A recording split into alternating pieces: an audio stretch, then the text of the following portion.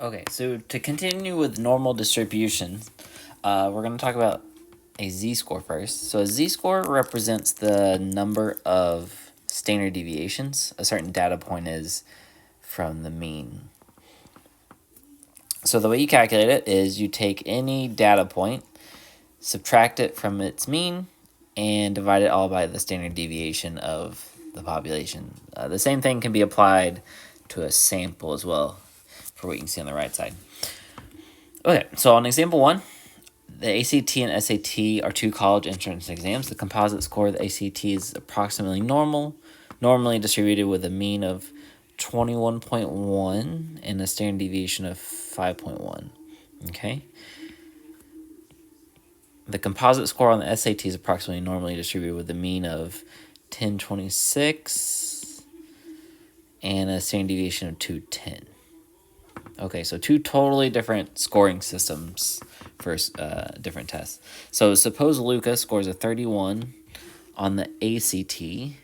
So this would be the X value in the formulas, and 1240 on the SAT. Okay, so which college exam did Luca score better on? Okay, so in order to compare the two, we want to find the z-scores. So the z-score for the ACT would be Luca's score of 31 subtracted by the mean for the ACT and divided by the standard deviation for the ACT. So this gets us about 1.94. So remember, since it's positive, that means this data point of 31 is above the mean. So 1.94 means that 31 is 1.94 standard deviations above the mean. Okay, so the z-score for the SAT would be 1240 minus the mean for the SAT, 1026, divided by the standard deviation for the SAT. So this ends up being 1.02. So comparing the two, so since the z-score for the SAT was 1.94 and the z-score for the SAT was 1.02, which is only about one standard deviation above the mean, Luca had a relatively better score on the ACT test. Okay, so a good way to visualize z-scores is with something called the standard normal curve. So the mean for a standard normal distribution will always be 0, and the standard deviation will always be 1, which corresponds to a z-score. So let's compare the normal curves for both the ACT and SAT, and we can place both of Luca's scores all on one curve called the standard normal curve to compare the two, just as a visual demonstration. So if we were to place Luca's score on the normal curve for the ACT, the mean going right in the middle would be 21.1, and then Luca's score of 31 being about right there. But on the ACT normal curve, the mean would be 1026 right in the middle, and then Luca's score of 1240 be closer to one standard deviation away. So about right there. Okay. But the standard normal curve, this is where we can place the z-scores and place both his scores on the same curve. So this is our way of standardizing. So the SAT was almost one standard deviation away. So it was a z-score of 1.02. So this is the blue lines representing Luca's SAT score, or z-score of his SAT exam. And then 1.94 was the ACT z-score, so that'd be about right there. So just an easy way to visualize that he definitely did better on the ACT than the SAT. Okay, so example 2, the average systolic blood pressure for adults in 120 millimeters of mercury. So that is our mean, and a standard deviation of 15 millimeters of mercury. A certain patient has a systolic blood pressure of 100. So that's our X value. Find the z-score and interpret it. Okay, so the z-score would be 100 minus 120 over 15, which gets you negative 1.33. So this is a negative z-score. So let's interpret this. So the z-score of negative 1.33 means the patient's blood pressure is 1.33 standard deviations below, since the z-score is negative, below the average, indicating that the patient has significantly lower blood pressure than normal. Okay, example 3, a pediatrician obtains the heights of her 3-year-old patients, female patients. The heights are approximately normally distributed, so hence we can use the bell curve down here. So with a mean of 38.72 inches and a standard deviation of 3.17. Okay, so we're going to use the normal model to determine the proportion of 3-year-old females that have a height less than 35 inches. Okay, so we're going to use the normal curve to shade in the desired area. Okay, so the mean would be right in the middle at 38.72, meaning that 35 would fall more on the left side of the bell curve. And since we're trying to figure out the proportion for females, 3-year-olds who have a height less than 35 inches, we want to shade in the area to the left of 35. Okay, so we're going to compute the z-score for this corresponding data point of 35. So the z-score would be 35 minus the mean, and then divided by the standard deviation, which gets us negative 0.17. So it'd be on the standard normal curve right here.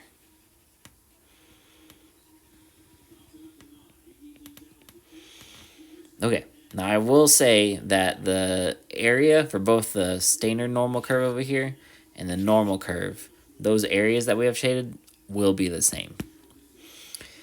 Okay, so now we're going to use the calculator to find this area. So we're going to go to the distribution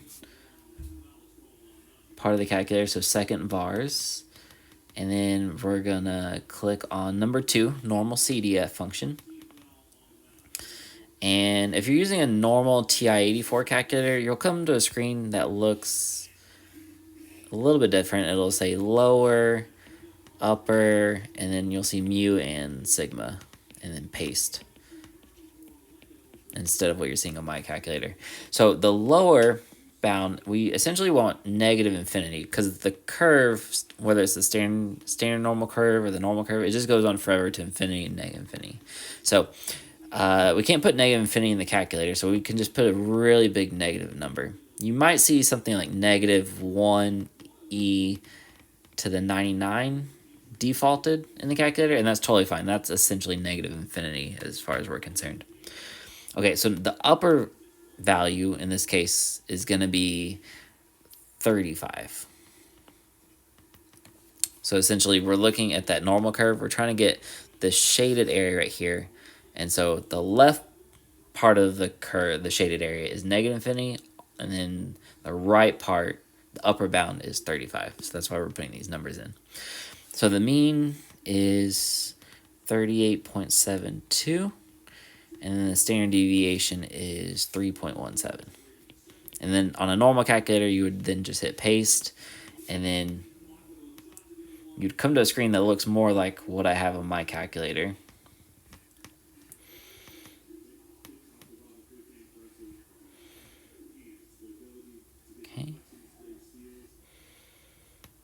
Okay, and then we hit enter, and this number, this 0.12 number we're getting, this is the area of that shaded part of the normal curve, or even the standard normal curve is the same thing. Okay, now I will say this also works with the z-score as well, so I'm just going to show you all that as well on the calculator. So you can use the z-score instead of the data point of 35. Okay, but if you use the z-score, you have to use the mean of the standard normal curve, which we know is 0, and we also use the standard deviation of the standard normal curve, which is always 1. Okay, so bear with me as I type this in. Okay. There we go. So you can see the decimal, it's essentially the same. We'll round it to 0.12 just to make it clear. It won't change our conclusion, even though there's a little bit of rounding issue. Okay, so on part D, the normal model indicates that the proportion of the pediatrician's 3-year-old females who are less than 35 inches tall is 0.12. So a different interpretation would be 12% of 3-year-old females have a height less than 35 inches tall, and meaning 88% have a height greater than 35 inches. So the 3-year-old female whose height is 35 inches is at the 12th percentile. Remember, 12th percentile separates the bottom 12% from the upper 88%. Okay, and then part F, what is the proportion of 3-year-old females whose height is greater than 35 inches? So 35, same place as it was on the normal curve above, but since we're looking at the proportion that's greater than 35, we shade in this area. So remember, we know this unshaded area is 0.12 from the calculation we did above. So this area to the right must be whatever 1 minus 0.12 is, which is 0.88. Okay, and then just to represent it on a standard normal curve, so we calculated the z-score at 35 to be negative 1.17, and again, shade to the right of that, and the shaded area would be the same as on the normal curve of 0.88. Okay, so on example 4, it says, for the pediatrician presented in the example 3, find the probability that a randomly selected 3-year-old girl is between 35 and 40 inches tall, inclusive. Okay, essentially we'll find this probability.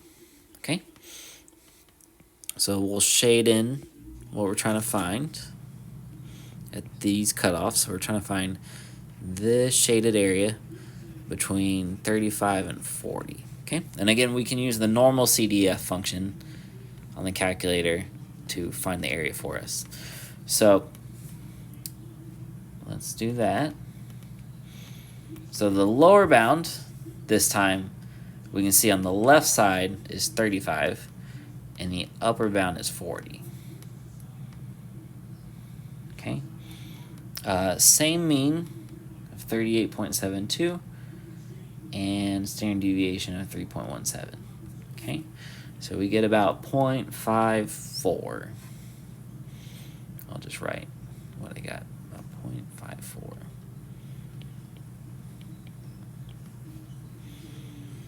Okay, so quick interpretation. So if we randomly selected 100 3-year-old females, we would expect about 54 of them, right? Because we do 100 times the 0.54 proportion, we get 54, would be between 35 and 40 inches tall. Okay, example 5. So the heights of still those 3-year-old female patients, same mean, same standard deviation as before. We want to find the height of a 3-year-old female at the 20th percentile. Okay, so that'd be represented on the normal curve, more to the left part of the graph, right? Maybe more of this bit right here. So we're looking for some cutoff value, right, that would represent an area of 0.2 to the left of that value. So we can use the calculator as well to find this cutoff value. So we're going to use the same distribution area of the calculator, so second bars, and then we'll see number 3 is the inverse normal function. So if you hit enter here, again, if you're using a normal TI-84 calculator, you'll come to a screen that initially has the area to be input, followed by the mean, and then the standard deviation, and then you'll see something that says left, center, and right as options. Okay, so, all right, so our area would be 0.2, the mean 38.72, and 3.17. Okay, and if you're using a normal TI-84 calculator, you would choose the left option because we're trying to find the area to the left of that certain cutoff value that we don't know. Okay, if the area was shaded to the right and we're trying to find like if we knew this was we know it's 0.8, we could instead switch out 0.2 for 0.8 and choose the right as well, and it would output the same value. So now my calculator, these kind of calculators, the older calculators will always give the cutoff value as if you're inputting the area to the left.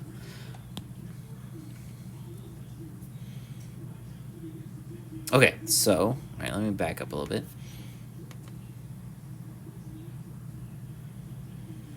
Okay.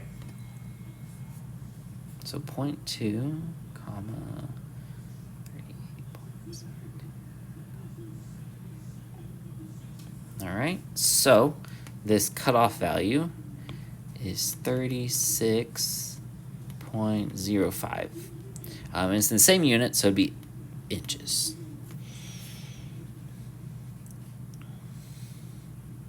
Okay, and then part D, we want to compute the z-score and then shade that part of the standard normal curve. Okay, so we got this.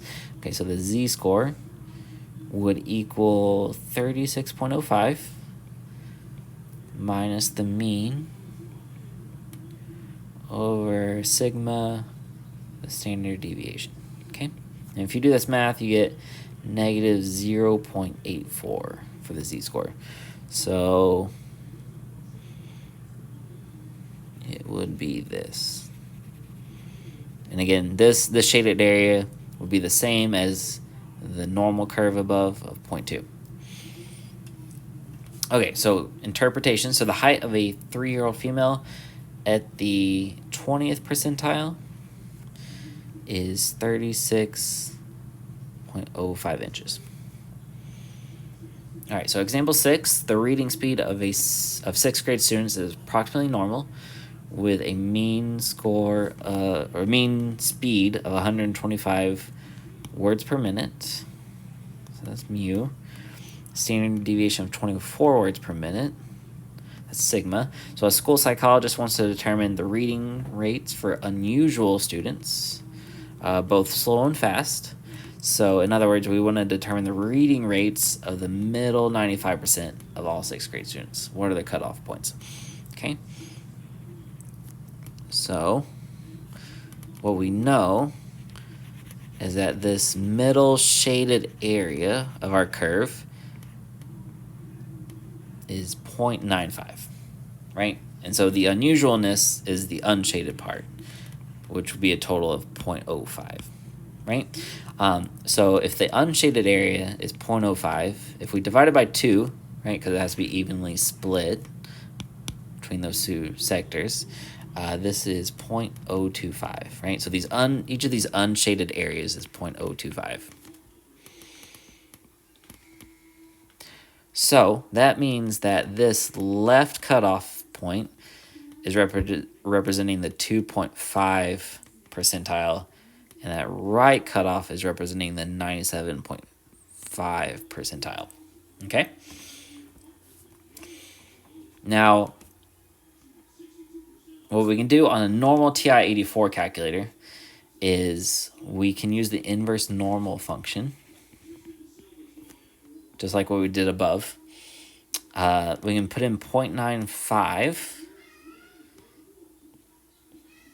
the mean, the standard deviation, and then you would highlight center and then hit enter. And it should output two numbers in curly braces. And it should be one number very close to 78 and another number that is close to 172. So that would be these two cutoff values that would represent the 2.5 percentile and the 97.5 percentile, respectively. Okay? So the reading rates that separate the middle 95% of 6th grade students from the bottom and top 2.5% are 78 and 172.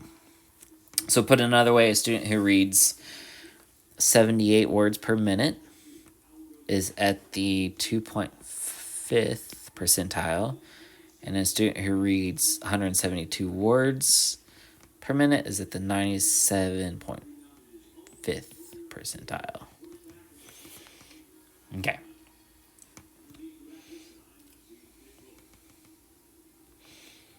Okay, so the next important thing that we're going to talk about is, this will show up a lot in the chapter 9 and 10 area of our textbook, is this Z sub alpha value. So Z sub alpha, the alpha value, the alpha subscript, is going to represent the area to the right of a certain Z-score. So, for instance, on this last example, we want to find the value of Z sub 0.1. So that means this would have to be a Z-score pretty far to the right, because we know the areas to the right of that Z-score is 0.1. Okay? So the area to the right of the unknown Z value is 0.1. So the area to the left would have to be, 1 minus 0.1, which is 0.9. Right? This unshaded area.